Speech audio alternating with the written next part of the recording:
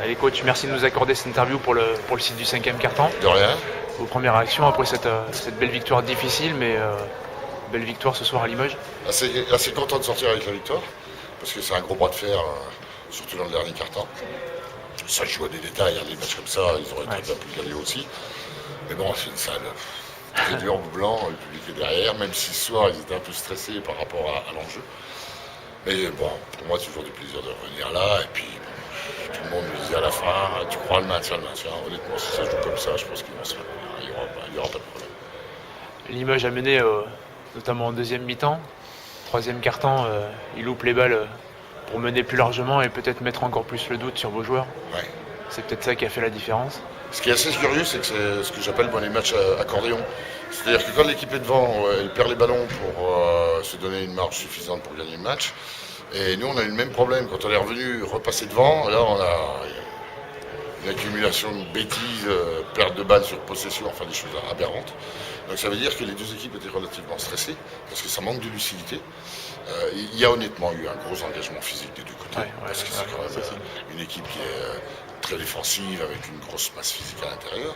Donc ce qui explique certainement, on a essayé de nous rivaliser, on s'est révolté dans le troisième quart-temps quand on est 2-9, ce qui explique le gâchis des balles perdues des deux côtés, quand l'équipe a fait les efforts pour prendre de l'avance ou remonter.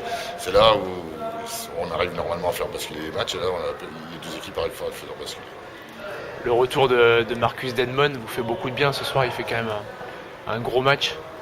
Blake Shield, lui, a été bien défendu, mais il sort les shoots qu'il faut au troisième quart-temps. Alors honnêtement, notre problème, ça va être la dépendance d'un seul joueur. Ce qui a fait notre force l'année dernière, c'est qu'on avait quand même un trident offensif avec Shield, Eftimov et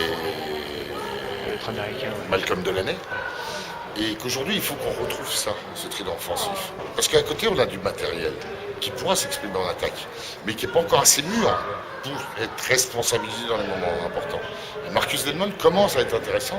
On le responsabilise sur la dernière situation où on marque 3 points. Donc il faut absolument que nous, on retrouve une stabilité dans notre jeu offensif. Parce qu'en défense, c'est de mieux en mieux, c'est pas encore ça, mais c'est de mieux en mieux. Mais par contre, offensivement, on était à la première attaque après 2 mois de championnat, et aujourd'hui, on est la 5e attaque. Parce qu'il manque vraiment ce bilan-là et cette hiérarchie-là dans l'équipe. Vos ambitions sur la fin de saison, là, c'est un peu plus compliqué pour vous cette année. Et toujours l'ambition de... rester à notre place, là, parce que déjà, pour rester à notre place, il faut qu'on gagne les matchs, parce que ça revient bien derrière. Ouais. Si les autres perdent devant, on aura peut-être une chance éventuellement de pas finir sur une première et une deuxième place, ce qui me paraît un peu délicat, on n'a pas les goals average, donc il faudrait vraiment que les deux équipes devant s'écroulent. Essayer d'emmagasiner un maximum de confiance avant les playoffs. C'est pour ça que celle-là peut nous faire du bien, pour que l'équipe prenne conscience qu'on peut gagner à l'extérieur.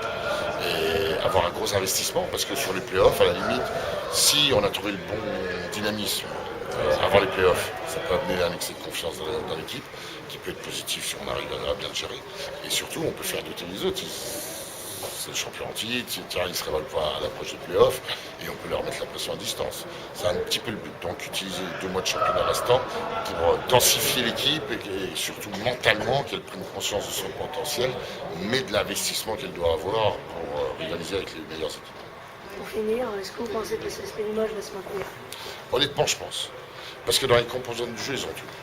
Ils peuvent être très offensifs, ils peuvent être très défensifs. Ils ont de la masse physique à l'intérieur, ils ont de l'adresse à l'extérieur, ils ont de l'agressivité. Ils ont des profils de joueurs très intéressants, c'est bien complémentaire.